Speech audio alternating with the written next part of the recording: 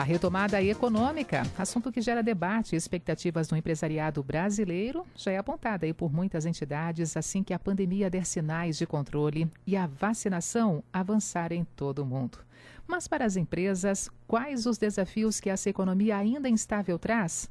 Como driblar o cenário nem sempre positivo e manter as finanças em dia? A nossa entrevista agora é com o administrador e fundador da consultoria especializada em gestão, M-Victor, o Manuel Victor Tomás, que está em linha conosco. Manuel, bom dia e seja muito bem-vindo à Rádio CBN. Olá, Denise, muito bom dia e muito obrigado pelo convite. Queria ouvir de você a sua análise. Qual o cenário atual da economia brasileira? De que forma que você faz essa apresentação desse cenário aqui nessa conversa de hoje, Manuel? Certo, Denise. Bom, apesar dos avanços em relação à vacinação, nós sabemos que ainda estamos num estágio bem embrionário em termos de abrangência populacional. E, infelizmente, impacta diretamente na retomada das atividades econômicas. E, além disso, sabemos também que muitos estados brasileiros, inclusive o de Santa Catarina, estão enfrentando nesse momento a pior fase, do combate contra o Covid.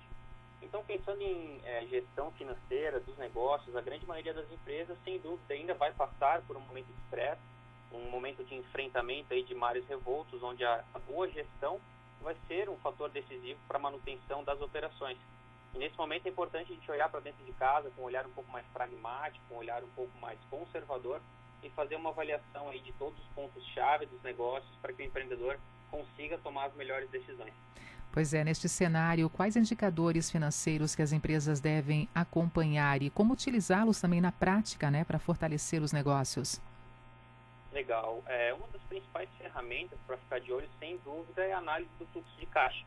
Porque quando as empresas elas possuem um histórico organizado das finanças, o gestor financeiro ele consegue fazer uma análise preditiva com base nesses dados e avaliar qual que vai ser o impacto da redução de geração de negócio, o impacto que vai ser produzido na organização. Então, é um momento para avaliar a questão do custo fixo, revalidar o ponto de equilíbrio, ou seja, avaliar quanto que a empresa realmente precisa vender para pagar as contas e não fechar o mês no vermelho. Um ponto bem importante para também a gente ter bastante atenção é a questão da alavancagem financeira, avaliar qual que é o endividamento, o comprometimento mensal com parcelas de empréstimos, e também avaliar qual que vai ser o capital de giro necessário para suportar uma possível redução das receitas. Então, os indicadores relacionados ao financeiro, que nesse momento faz bastante sentido prestar atenção, é a análise do fluxo de caixa e os indicadores aí de capital de giro e necessidade de alavancagem. É possível, por exemplo, neste momento, Manuel, realizar e até planejar investimentos em médio ou longo prazo, decisões acertadas agora, mas já projetando, claro, aqui o futuro, garantir, que sejam decisões assertivas? Sem dúvida, a questão dos investimentos, eles vão sim continuar existindo, sabemos que é um momento de retração da economia, mas esse momento de crise também gera bastante oportunidade. Então, uma ferramenta legal de utilizar nesse momento é a análise SWOT, onde o empreendedor pode avaliar quais são as oportunidades e ameaças do mercado e assim fazer uma análise para embasar a tomada de decisão quando o assunto for investimento. E apesar desse momento crítico, nós todos sabemos que o Brasil é um país muito próspero, com uma economia pulsante, e quem souber otimizar os recursos da empresa e tomar as melhores decisões, certamente vai poder colher bons frutos. Saúde e economia nunca estiveram tão unidas em termos de decisões para o presente e para o futuro. E discutir também essa relação é importante, o governo tem que se atentar a isso cada vez mais, na sua opinião, para, claro, cuidar cada vez mais da saúde, zelar pela segurança de todos e, ao mesmo tempo, oferecer aqui alternativas, oferecer aqui caminhos que levem realmente a uma economia mais segura? Sem dúvida, acredito que é papel do governo zelar, principalmente como você falou, pela saúde, segurança e educação. No meu entendimento, são os três principais pontos onde a gente depende muito do governo em si, no dia a dia, e com certeza isso está diretamente correlacionado com os negócios. Medidas como liberação de crédito, por exemplo, auxílio emergencial, são sim mecanismos, ferramentas do governo para tentar continuar estimulando a economia e continuar mantendo os negócios ativos. Então, o governo, nesse momento, principalmente, tem um papel muito importante de estar ao lado dos empreendedores, dos empresários e, de alguma forma, tentar contribuir para a manutenção dos negócios. É importante. 2021 está caminhando rápido para muitos, outros não veem a hora realmente de poder sair desse ano que está muito mais complicado do que 2020 e no cenário econômico não é diferente. Realmente a gente tem ainda muitos pontos de interrogação, né, Manuel? E ao mesmo tempo também os negócios precisam continuar aquecidos, os negócios precisam continuar realmente mantendo pulsar a economia e o desenvolvimento do nosso país, né? Então por isso todas as atenções também voltadas para a nossa economia. Sem dúvida, nesse momento é um momento de muita reflexão para os empresários, um momento onde a gente precisa fazer um dever de casa, de olhar para dentro das empresas, entender os números, entender quais são as possibilidades, para que as decisões sejam tomadas de maneira mais coerentes possíveis, né? Isso realmente está sendo um ano bastante difícil, a gente acabou tendo uma retomada da economia, e que agora está sendo novamente agravada aí por essa segunda onda, vamos dizer assim, do Covid, que aparentemente está sendo a pior fase, né? É claro que com a questão da vacinação, a gente tem ainda uma esperança que o governo consiga ser efetivo e consiga vacinar a população economicamente ativa o mais rápido possível, para que a gente possa ter essa retomada da economia e minimizar esse impacto aí para os negócios. Manuel, fala um pouquinho sobre o teu trabalho no dia a dia, você que é administrador e fundador da consultoria especializada em gestão, M-Victor. Fala um pouquinho também sobre essa relação junto às empresas, as ferramentas que você disponibiliza também como alternativas desse acompanhamento, desse processo também de garantia de crescimento para as empresas que chegam até você.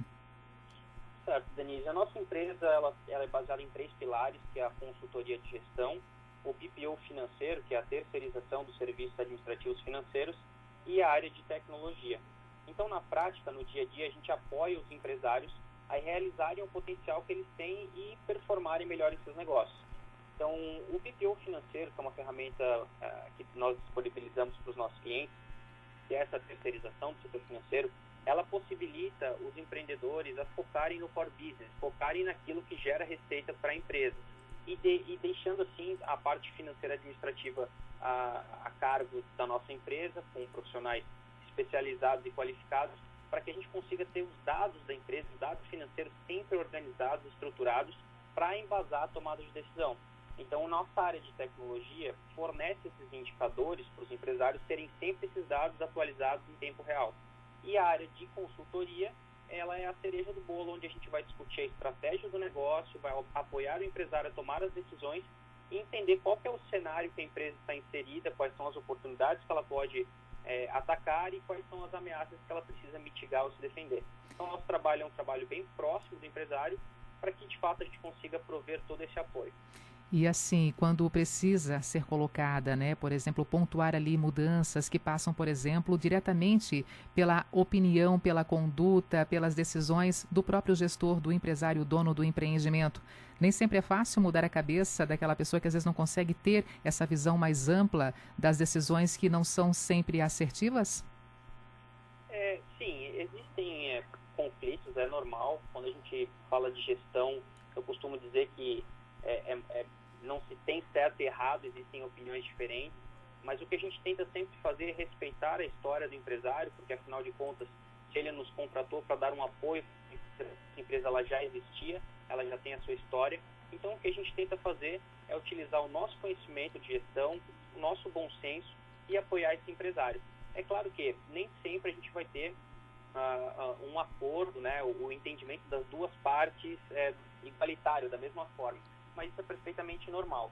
O ponto que, de fato, eu entendo que é um pouco mais complexo são daqueles empresários que, infelizmente, acabam não buscando ajuda, um auxílio profissional. Então, quem acaba nos procurando são pessoas que já têm a cabeça aberta para outras pessoas de fora da organização poderem auxiliá-lo, né?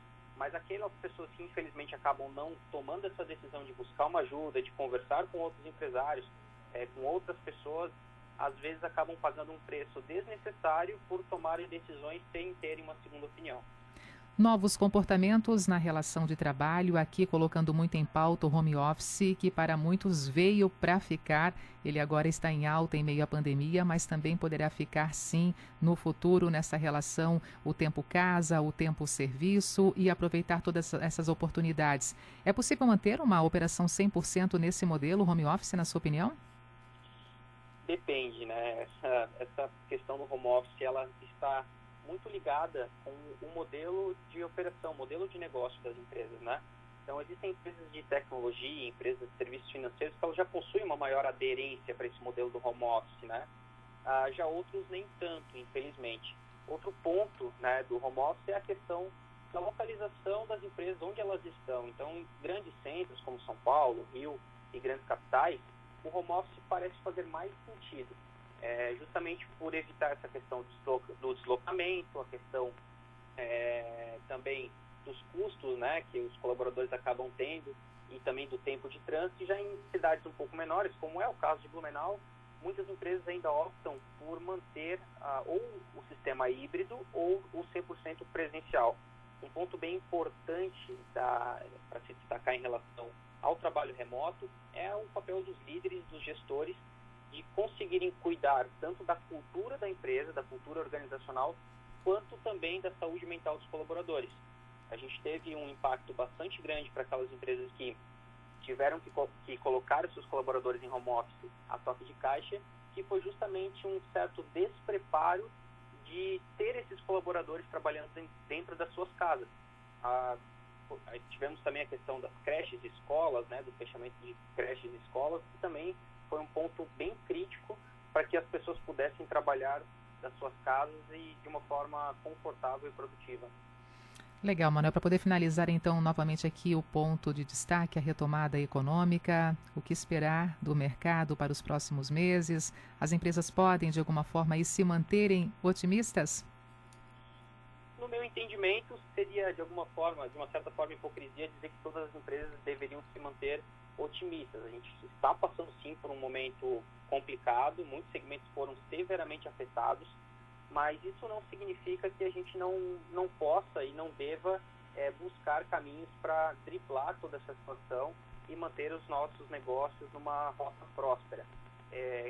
Um dos maiores exemplos, né, dessa questão da retomada econômica é justamente a reinvenção de várias empresas, de vários modelos de negócio, buscando alternativas como o próprio e-commerce, como trabalhos remotos.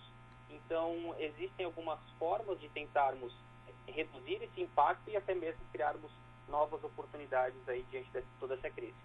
E o nosso empresariado, ele é criativo, né? O Brasil tem também isso no seu DNA, essa criatividade. Não desistimos e dali para frente temos que realmente instigar cada vez mais e, claro, cobrar sim das autoridades, mas ficar atentos também a esse ponto, criatividade e persistência no mundo dos negócios. Perfeito, eu acredito que o empresariado precisa sim fazer a sua parte. O povo brasileiro é um povo empreendedor, criativo, como você mesmo falou, que busca sempre uma alternativa.